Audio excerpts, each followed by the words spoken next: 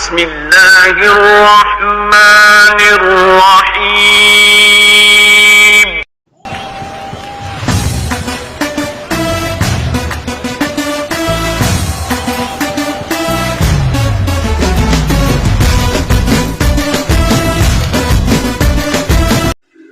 Hello guys, अस्सलाम वालेकुम। उम्मीद करते हैं सब दोस्त खैरियत से होंगे। अल्लाह पाक की ज़ात आप सब दोस्तों को हमेशा ज़िंदा सलामत रखे और अपने हिफ्ज़ व अमान में रखे।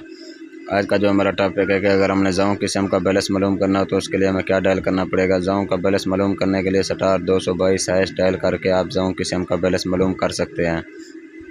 मज़ीद ऐसी टेक्निकल वीडियो देखने के लिए हमारे चैनल को सब्सक्राइब करना ना भूलिएगा।